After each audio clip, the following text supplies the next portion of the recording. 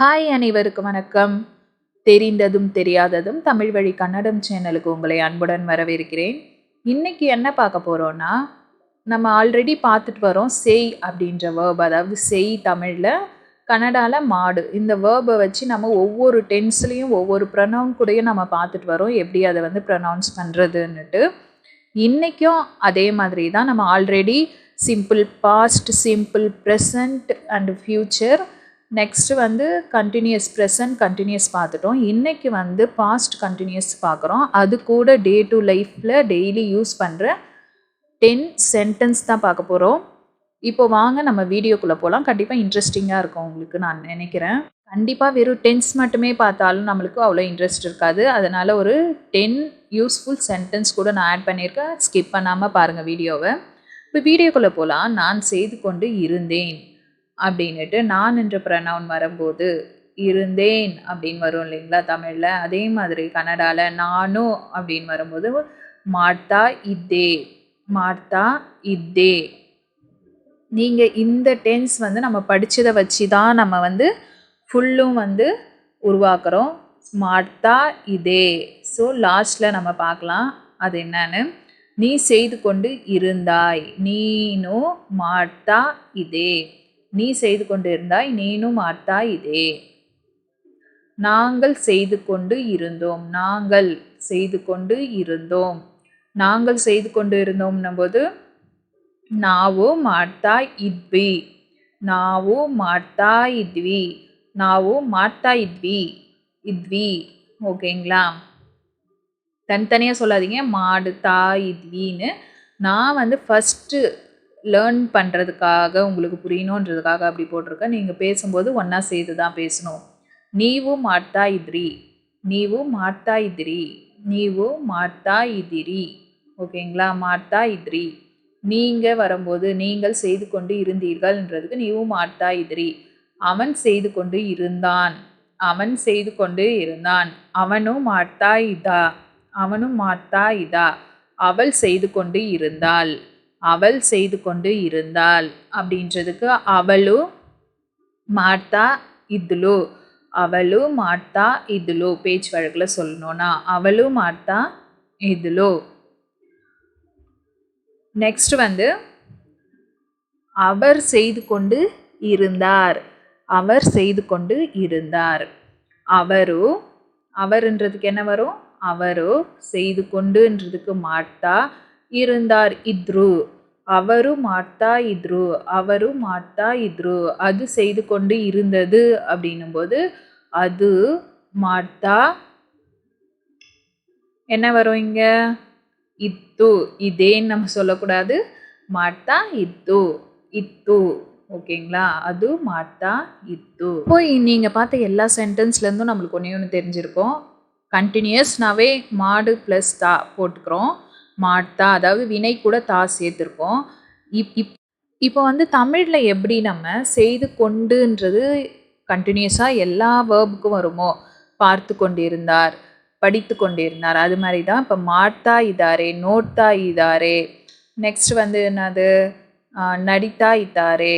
அது மாதிரி எல்லா வேர்புக்கும் அந்த தா வந்துடும். அந்த முன்னாடி வேர்பு ப்ளஸ் தா வந்துடும்.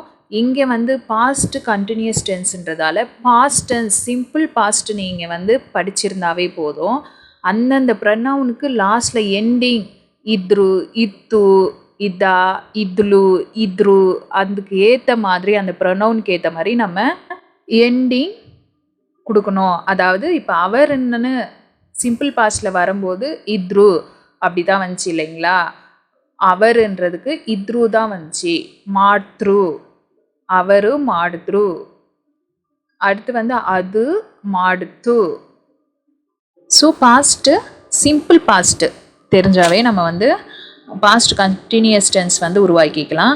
ஃபஸ்ட்டு வேர்ப் கூட தா சேர்த்துட்டு லாஸ்ட்டில் சிம்பிள் பாஸ்ட்டில் நம்ம ஒரு ப்ரனவுனுக்கு இது எண்டிங்னு வச்சுருப்போம் இல்லைங்களா? அதை இதுக்கு ஆட் பண்ணிக்கணும். அவ்வளோதாங்க. இது சிம்பிள் ட்ரிக் தான். இதை நீங்கள் கண்டிப்பாக உத்து பார்த்து படிச்சிங்கன்னா உங்களுக்கு தெரியும் கான்சன்ட்ரேஷனோட. இப்போ நம்ம சென்டென்ஸ்குள்ளே போகலாம். உங்களுக்கு என்ன ஆயிடுச்சு அப்படின்னு கேட்குறதுக்கு நிமகை ஏன் ஆகிதே, நிமகே ஏன் ஆயிட்டு, உங்களுக்குன்னா நிமகே ஏன் என்ன ஆயிடுச்சுன்றதுக்கு ஏனாகிதே ஏனாயித்து இது ரெண்டுமே யூஸ் பண்ணிக்கலாம். எனக்கு ஒன்றும் ஆகலை அப்படின்னு சொல்கிறதுக்கு, எனக்கு ஒன்றும் ஆகலை அப்படின்றதுக்கு ನನಗೆ ஒன்றுன்றதுக்கு ಏನೂ ಆಗಲಿಲ್ಲ, ನನಗೆ ಏನೂ ಆಗಲಿಲ್ಲ. நம்ம ನನಗೆ ஒன்றும் ஆகலில்ல ஒன்றுன்றதுக்கு அப்படின்லாம் சொல்லக்கூடாது. ஏனோ ஒன்றும் இல்லைன்றதுக்கு ஏனு தான் சொல்லணும். நான் வந்து கொண்டு இருக்கிறேன் அப்படின்றதுக்கு நானும் பர்த்தா இதினி. பாருங்க இங்கே ப்ரெசன்ட் கண்டினியூஸ் டென்ஸ். ஸோ பர்த்தா இதினி, பர்ன்றது வேர்பு, தா போட்டு இதினி ப்ரெசன்ட் டென்ஸ் நம்ம போட்டுட்டோம். நெக்ஸ்ட் பாருங்கள், நான் வருவேன், நான் வருவேன் அப்படின்ட்டு ஃப்யூச்சரில் சொல்கிறாங்க. நான் வருவேன்றதுக்கு நானும் பர்த்தினி. So simple past and simple future ஸ்போக்கனில் சேமாக தான் இருக்கும். நான் ரிட்டனில் சொல்ல நல்லா ஞாபகம் வச்சுக்கோங்க. ஸ்போக்கனில் நம்ம ஒரே மாதிரி தான் பேசுவோம்.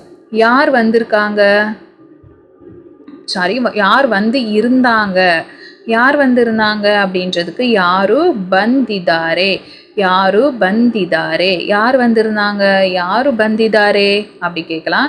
யாராவது வந்திருந்தாங்களா, யாராவது வந்திருந்தார்களா அப்படின்னு நம்ம வந்து போயிட்டு யாருன்னா கேட்குறோன்னா, யாருன்னா வந்திருந்தாங்களா வீட்டுக்கு நான் இல்லாதப்ப அப்படின்னு கேட்குறதுக்கு யாராதரு ಬಂದಿದ್ದಾರಾ, யாராவது யாராதரு ಬಂದಿದ್ದಾರಾ, யாராதரு ಬಂದಿದ್ದಾರಾ அப்படின்னு கேட்கலாம். யாராதருனா யாராவது.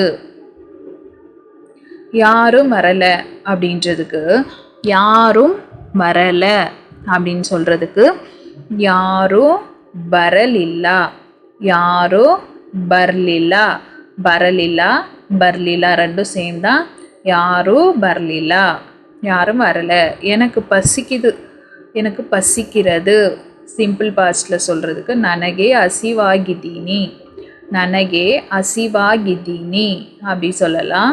ನನಗೆ ಹಸಿವಾಗಿದ್ದೀನಿ அப்படின்னா எனக்கு பசிக்குது அப்படின்ற ஒரு மீனிங். எனக்கு பசிக்குது அப்படின்னு சொல்லும்போது எனக்கு பசிக்குது அப்படின்னு. எனக்கு வயிறு பசி எடுக்குது அப்படியும் நம்ம சொல்லுவோம் இல்லைங்களா. எனக்கு வயிறு பசிக்குது அப்படின்னு சொல்கிறதுக்கு வயிறுனா ಹೊಟ್ಟೆ, ஓகேங்களா. ನನಗೆ ಹೊಟ್ಟೆ ಹಸಿವಾಗಿದೆ, ನನಗೆ ಹೊಟ್ಟೆ ಹಸಿವು ಆಗಿದೆ, அதாவது ಹಸಿವು ಆಗಿದೆ தான் ಹಸಿವಾಗಿதேன்னு நான் சேர்த்து போட்டிருக்கேன். ನನಗೆ ಹೊಟ್ಟೆ ಹಸಿವಾಗಿದೆ, பசி எடுக்குது அப்படின்ற மீனிங்.